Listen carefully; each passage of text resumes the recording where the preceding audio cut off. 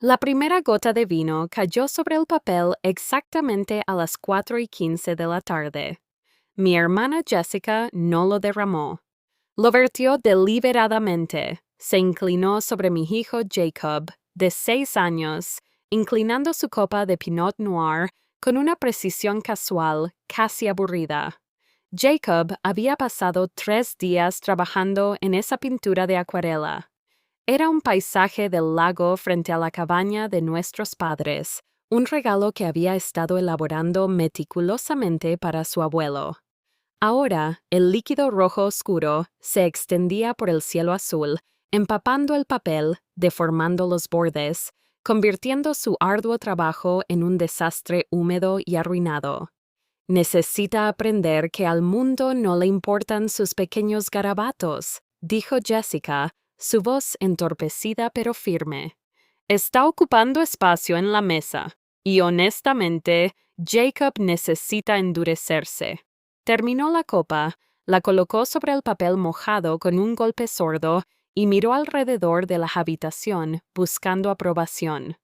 Mi tío Mark, sentado en el sofá, se dio una palmada en la rodilla. Esa es una lección de $50, chico. Endurécete o te comerán vivo. La risa comenzó entonces. Onduló por la cabaña, un sonido agudo y feo. Mi madre rió nerviosamente, desesperada por mantener el ambiente ligero. Mis primos sonrieron con burla. Jacob simplemente se quedó paralizado, mirando la ruina de su pintura, sus pequeñas manos temblando sobre la mesa. No grité. No corrí a limpiar el vino. Ni siquiera respiré durante los primeros segundos. Solo observé a mi hijo. Jacob no emitió ningún sonido. Sus hombros se sacudían y su rostro se tornó rojo manchado, pero no lloró. Se mordió el labio hasta que se puso blanco, comprimiéndose físicamente en la silla, tratando de hacerse lo suficientemente pequeño para desaparecer. No buscaba consuelo, buscaba invisibilidad. Esperaba que la risa cesara, esperando que si se quedaba suficientemente callado, el depredador perdería interés, y en ese silencio lo vi. Vi la cadena invisible envolviéndose alrededor de su cuello. Era la misma cadena que yo había llevado durante 29 años. La cadena que me enseñó a ser callada, a ser conveniente, a tragarme mi ira para no perturbar la paz. Estaba viendo a mi hijo aprender la respuesta de apaciguamiento en tiempo real. Estaba aprendiendo que su dolor era una broma para las personas que se suponía debían amarlo. Estaba aprendiendo que su trabajo era sonreír a través de la humillación para que los adultos no se sintieran incómodos. Estaba aprendiendo a ser yo. La realización me golpeó como un impacto físico, más frío que el agua afuera. No solo estaba viendo cómo lo intimidaban, estaba viendo cómo heredaba mi trauma. Estaba transmitiendo un legado de silencio, una predisposición genética a ser un felpudo. Si no rompía esa cadena ahora mismo, en este preciso segundo, la cargaría por el resto de su vida. Crecería disculpándose por ocupar espacio. Miré a mi padre, David. Estaba sentado a la cabecera de la mesa, las manos entrelazadas sobre su plato vacío. Su rostro estaba tallado en piedra, ilegible para cualquiera que no lo conociera.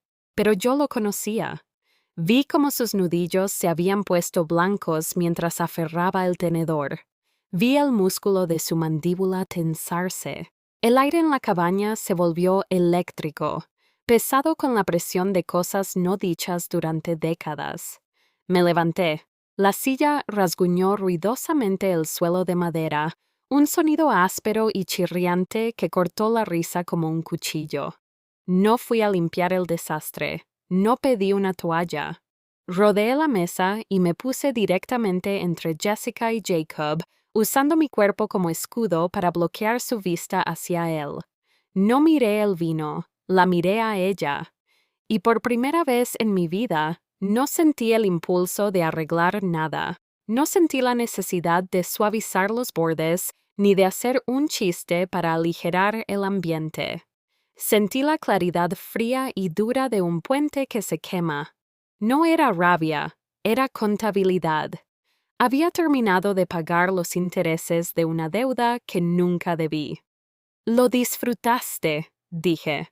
Mi voz no era alta, era plana, clínica. Disfrutaste viendo a un niño de 6 años crear algo y disfrutaste destruirlo. Jessica puso los ojos en blanco, sirviéndose otra copa de la botella en el aparador, sus movimientos sueltos y arrogantes. Oh, Sarah, no seas tan dramática. Es papel. Le hice un favor. Ahora puede aprender a hacer algo útil en lugar de hacer desastres. Útil, repetí, la palabra sabiendo a hierro en mi boca. La habitación quedó en completo silencio. La sonrisa burlona de Jessica vaciló, su copa deteniéndose a medio camino hacia sus labios. Mi madre jadeó, una brusca inhalación de aire que señalaba el comienzo de su pánico. No parpadeé.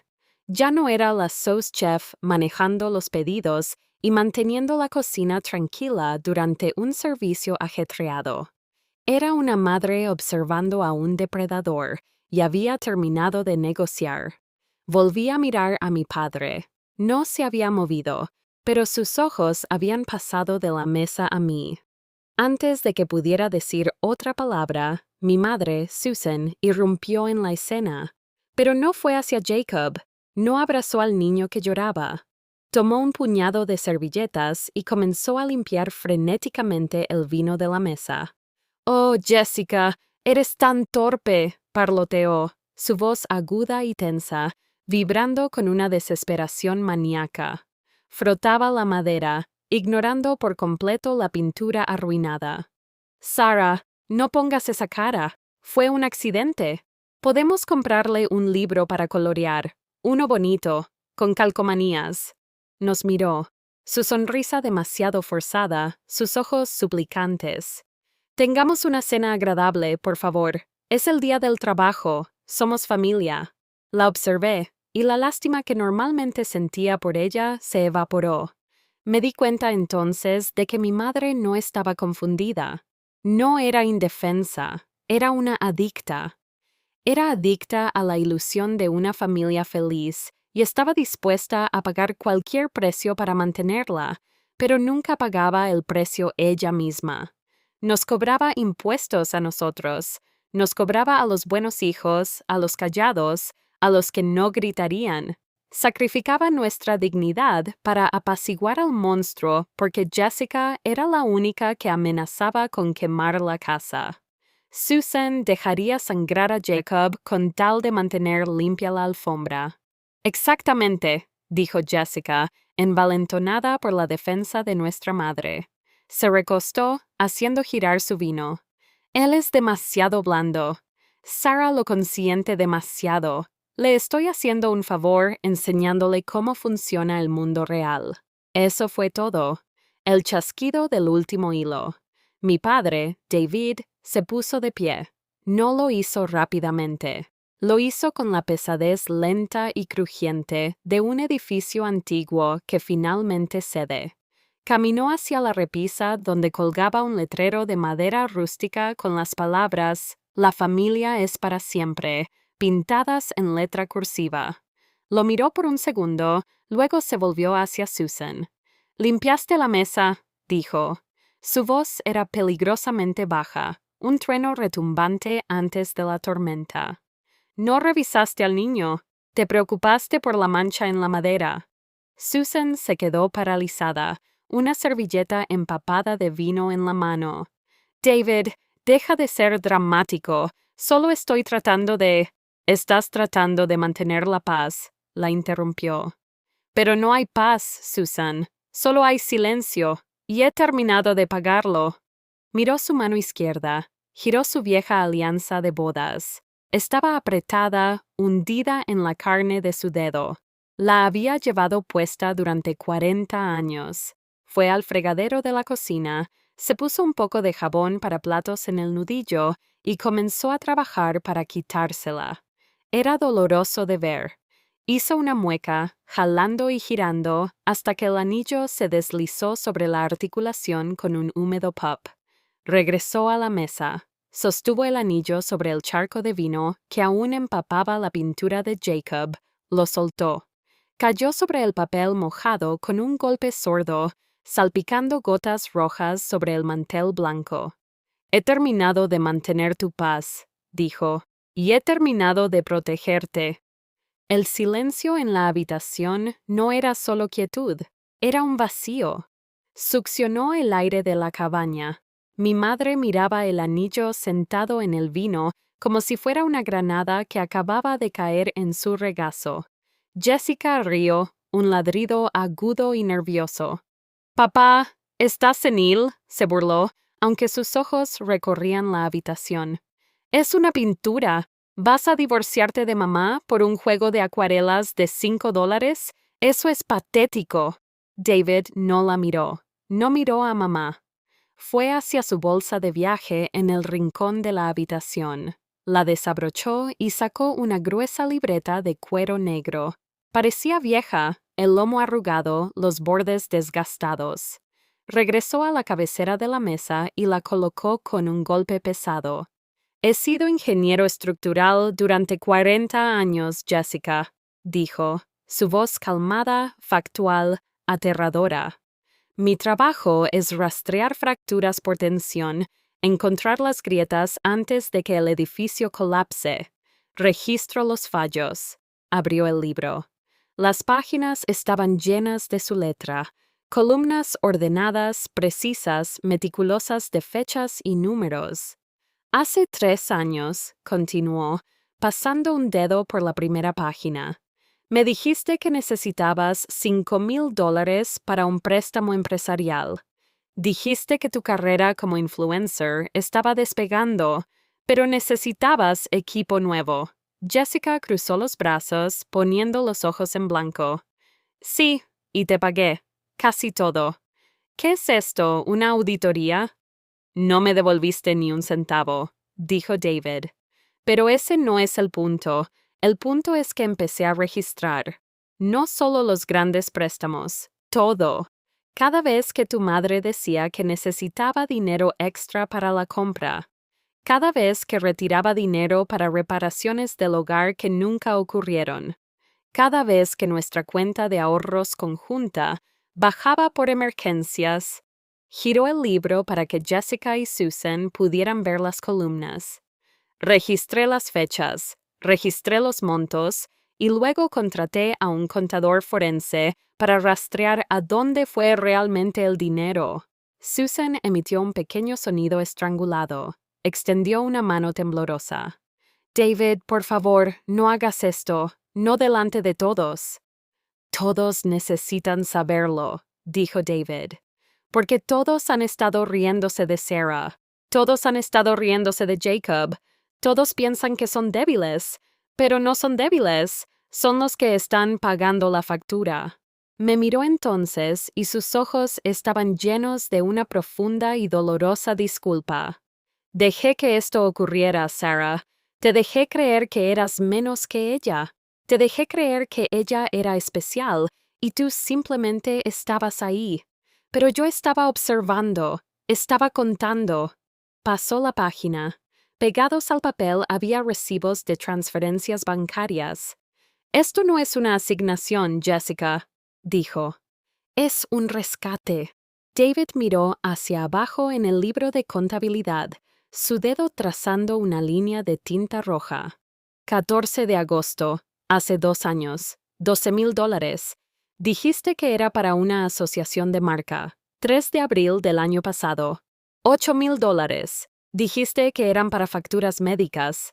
Levantó la vista, encontrando los ojos aterrorizados de Susan.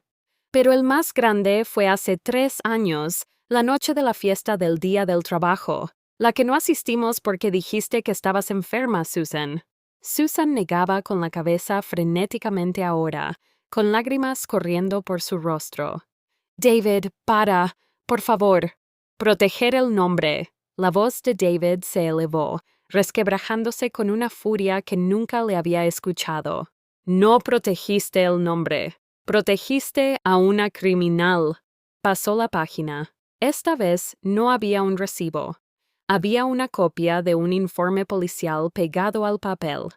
Los $174,000 no eran para préstamos empresariales, Jessica. No eran regalos. Era dinero para comprar el silencio. Jessica se quedó paralizada. Su arrogancia se evaporó, reemplazada por un terror repentino y crudo. Miró hacia la puerta, pero no se movió. «Hace 3 años», dijo David a la habitación. Jessica volvió a casa borracha de una fiesta. Chocó contra un coche aparcado y luego atropelló a un peatón. Una chica de 19 años que paseaba a su perro. Cadeé. La habitación giró. Recordé esa época.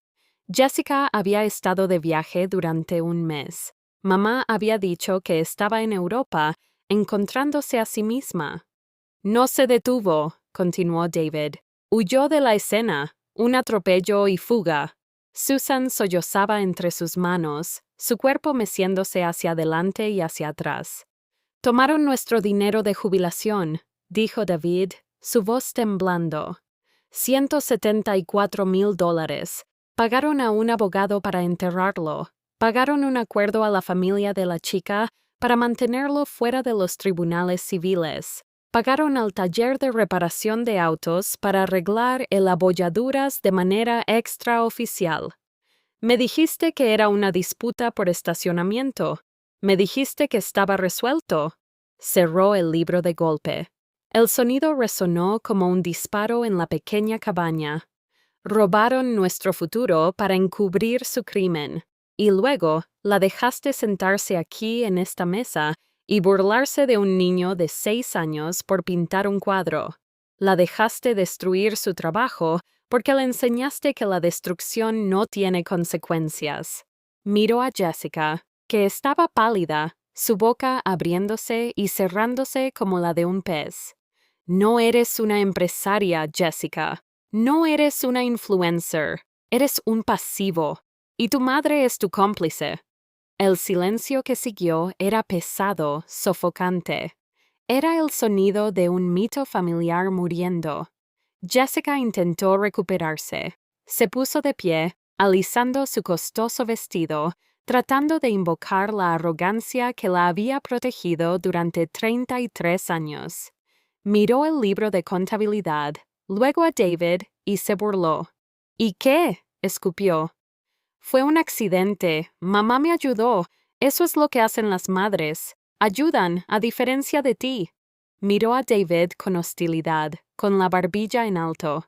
Estás celoso porque mamá me quiere más. No necesito tu dinero. Tengo mi propia marca. Tengo mis propios seguidores. De todas formas, no necesito esta vieja cabaña polvorienta. David la miró con una fría y desapegada lástima. No era la mirada de un padre mirando a una hija. Era la de un ingeniero mirando una estructura condenada. No tienes nada, Jessica. Metió la mano en el bolsillo trasero del libro de contabilidad y sacó un documento doblado.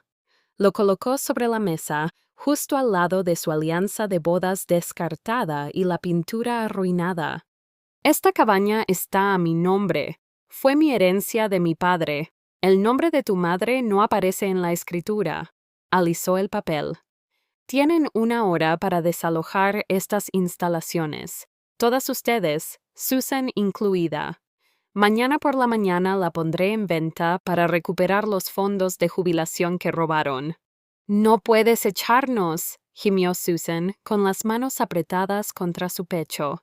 ¿A dónde iré? Está lloviendo a cántaros. No lo sé, dijo David, su voz desprovista de emoción. Tal vez puedas quedarte con la hija en la que tanto invertiste. Se volvió hacia Jessica. Y en cuanto a tu propio dinero, hace 10 minutos, mientras vertías vino en el arte de mi nieto, congelé las cuentas conjuntas. Tengo las transferencias como fraude pendiente de una investigación forense. El banco ha bloqueado todo. Tus tarjetas de crédito, las tarjetas de mamá, la cuenta empresarial por la que canalizas el dinero. Jessica sacó su teléfono. Sus dedos volaron por la pantalla, frenéticos. Tocó su aplicación bancaria. Vi cómo su rostro se desmoronaba.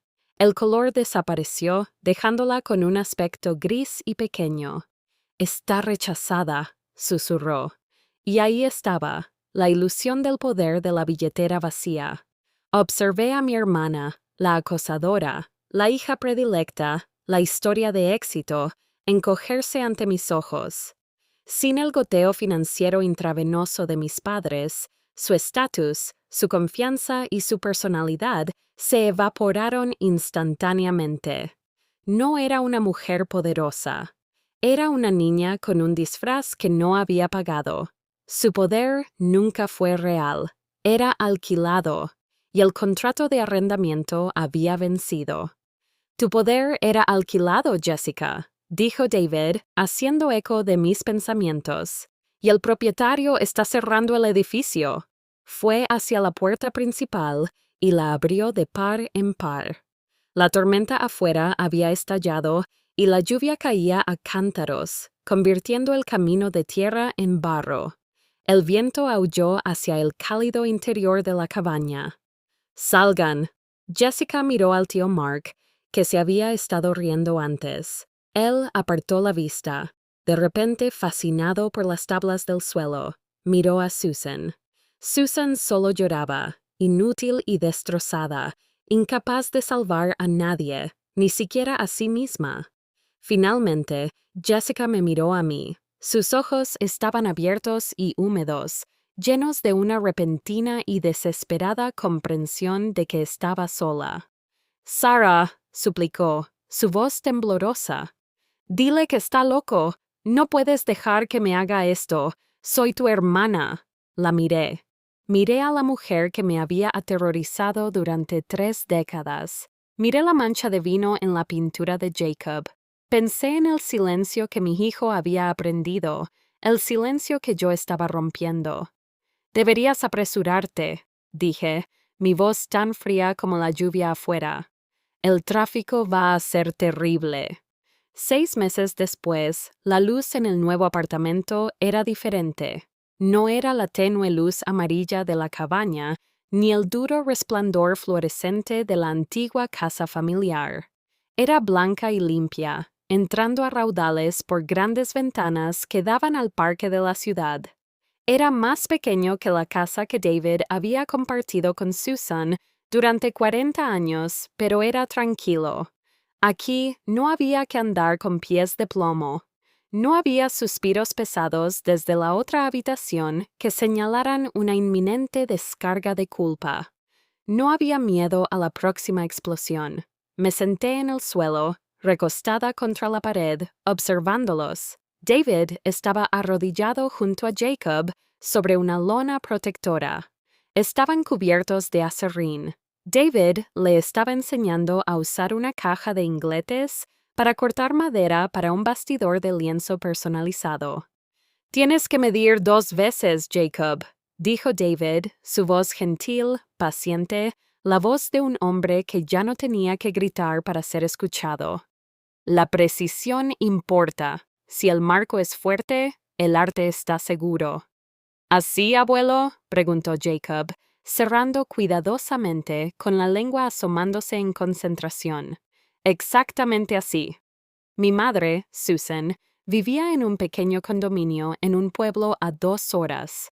A veces enviaba cartas, largas diatribas divagantes escritas en papel de carta costoso, culpándonos por arruinar la imagen familiar, por avergonzarla en la iglesia, por ser crueles. Las quemaba en el fregadero sin leer más allá de la primera línea. Seguía intentando cobrarnos por una paz que ya no existía, pero habíamos dejado de pagar. Jessica trabajaba en un kiosco de un centro comercial vendiendo fundas de teléfono. La investigación por fraude había desencadenado una auditoría fiscal y estaba endeudada en honorarios legales. Tuvo que vender su coche. Tuvo que mudarse a un apartamento estudio. Por primera vez en 33 años, se enfrentaba a la realidad de una vida sin red de seguridad, y la caída había sido dura. Miré a mi hijo. Ya no se encogía. Ya no se escondía debajo de la mesa, Hacía un desastre con pegamento y madera y se reía. Cuando derramó un poco de pegamento de madera en el suelo, no se paralizó. Simplemente tomó un trapo y lo limpió, sabiendo que nadie iba a gritar. Me di cuenta entonces de que el precio de esta paz había sido alto. Tuvimos que romper la familia para salvar a las personas. Tuvimos que quemar la estructura para salvar los cimientos. Era un coste elevado, pero mirando los hombros relajados de mi padre, mirando la sonrisa fácil y despreocupada de mi hijo, fue el mejor trato que jamás hice.